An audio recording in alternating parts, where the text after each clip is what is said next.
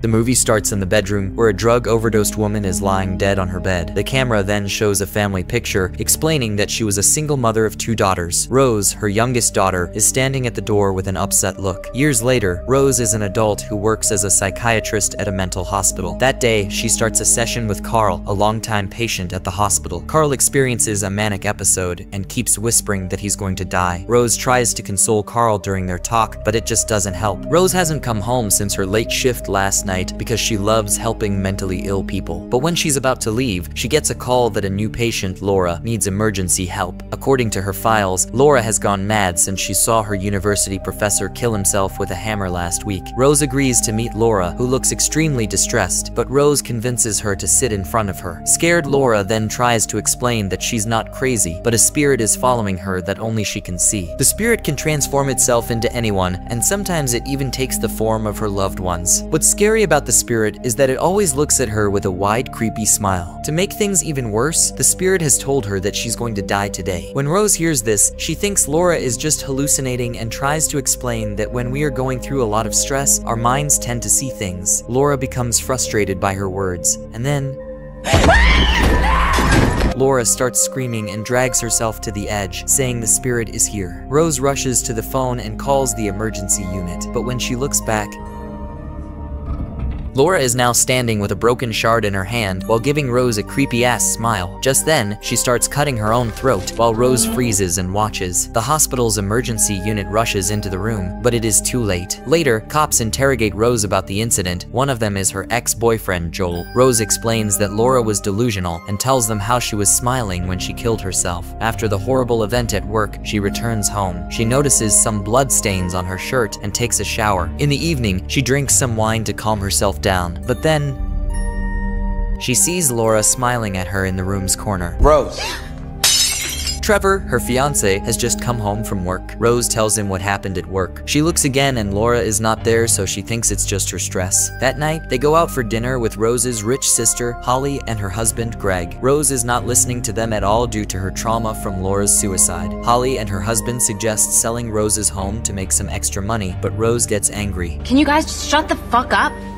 After dinner, Rose feeds her cute cat, Mustache. The next day, although she's traumatized, she still goes to work. She asks the front desk about the professor who committed suicide in front of Laura. Just then, her ex-boyfriend Joel shows up and asks how she's doing after the tragic incident yesterday. She says she's fine and asks him to leave. She then goes to her office and studies the case report about the same professor, whose name was Gabriel Munoz. Moments later, Rose gets a call from Holly, who apologizes for yesterday's previous argument and invites Rose to her son's birthday party. While talking, Rose notices Laura standing outside the hospital, but she still ignores it, thinking it's just stress. She continues her day, but then she notices something's wrong with Carl's smile and goes to check on him. But he looks at her with a disturbing smile, like Laura, and repeatedly says that she's going to die. You're going to die! Carl suddenly stands up and starts shouting the same words. Scared Rose calls the nurses for help, but in reality, Carl was lying on his bed the entire time. Her boss summons her to the office. He tells her that Carl has been a patient for a while now, and he never showed violent behavior. Since Rose is still disturbed by the suicide yesterday, he thinks she must have misunderstood Carl's gesture, so he gives her a week off from work to recover. Later that night, Rose is alone at home when suddenly the house alarm starts blaring. She takes a pair of scissors and checks the front door, but it's still locked. However, the back door is open. Just then, she gets a call from a home security operator, confirming if she's okay. Strangely, the caller then asks her to turn around, and Rose gets confused. Even weirder, the phone rings again, and she realizes that there is no phone in her hand. She then picks up the call, and thankfully, it's an actual operator this time.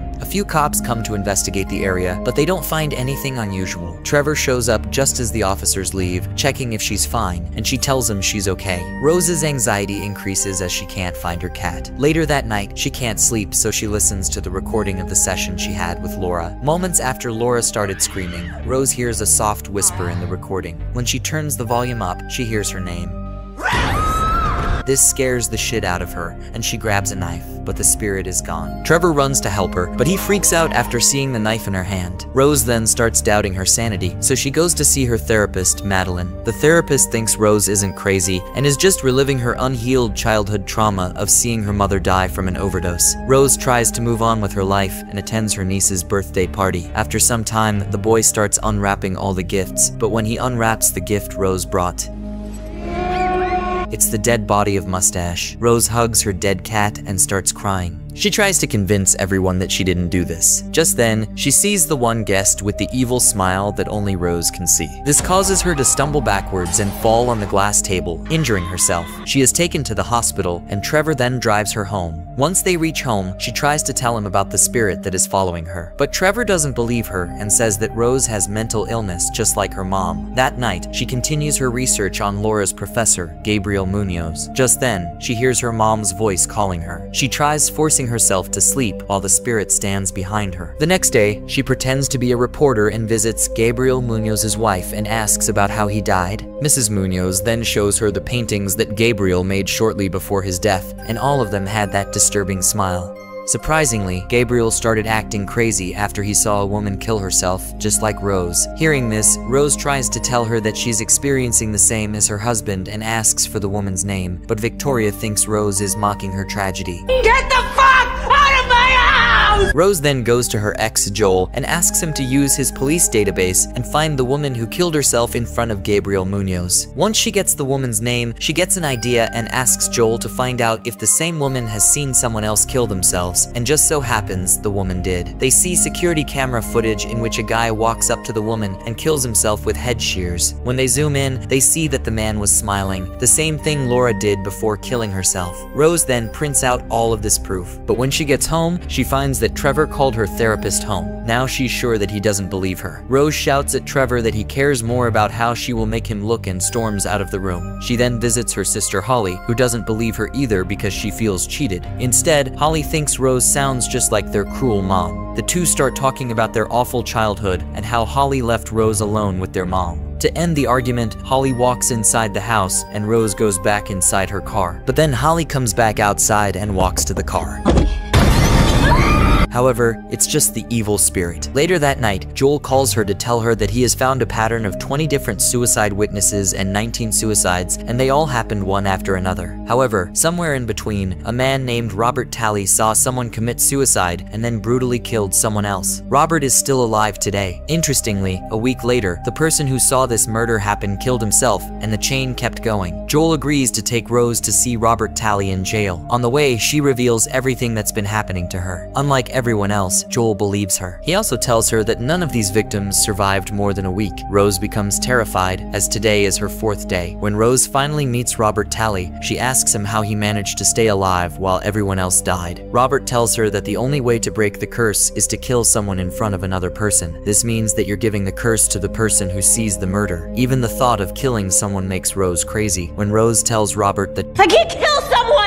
Robert freaks out and shouts at her to get away from him, saying that she has brought the spirit back with her. Rose thinks about it as Joel drives her home. She keeps looking through the case files for other options, but this is the only way. Suddenly, her therapist shows up at her door, showing concerns about her mental health. Rose lets her in, and they start talking. Just then, Rose picks up the phone, and it's her therapist, which means the person in front of her is the spirit. Almost time, Rose. The spirit chases after her, telling her that time is running out. Desperate Rose starts backing up, while the entity rises and steps closer to tease her before disappearing.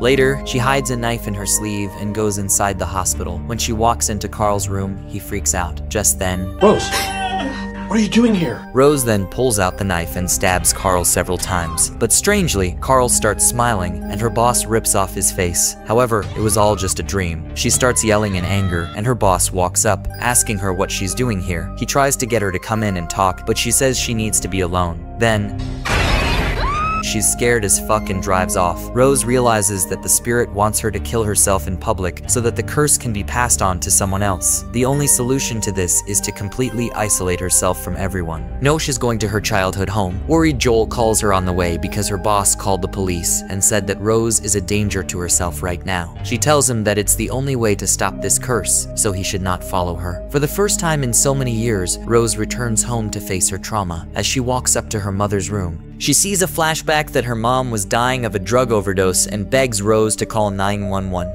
But Rose didn't do it because her mom was abusive and she was too afraid of her. Now Rose locks all the doors and windows and lights a lantern to help her see. And when it gets dark, she hears her mother crying in the bedroom. This time, she's not scared, so she goes into the bedroom and finds her mother crying. Rose even says that she doesn't want to feel guilty anymore about letting her mom die because her mom was a monster and abused her. She then says that what she is seeing right now is not real, and the spirit starts smiling. As Rose exits the room, it holds the door open and reveals its true form, which is a distorted version of Rose's mom. Rose keeps moving backwards and makes it to the living room, but the spirit suddenly appears behind her and throws her across the room. Rose holds down, but she is not scared of it as it's only in her mind. She breaks its arm and throws the lantern at it, setting the spirit on fire. She finally leaves and sees the house burn down.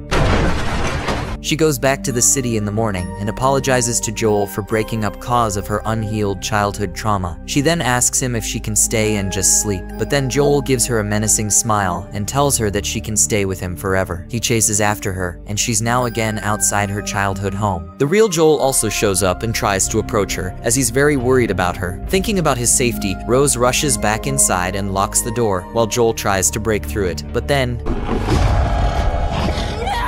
the spirit crawls out and rips off its own skin. It also has full control over Rose now. Rose falls to her knees as the spirit opens its mouth and creepily forces itself into her body. When Joel finally gets inside, he searches for Rose and finds her covered in lamp oil, but it's too late. She turns around and creepily smiles at him. She lights a match and burns herself to death while Joel watches in horror, and the movie ends. Subscribe to watch more movie recaps like this. Thanks for watching. See you in the next video. Goodbye.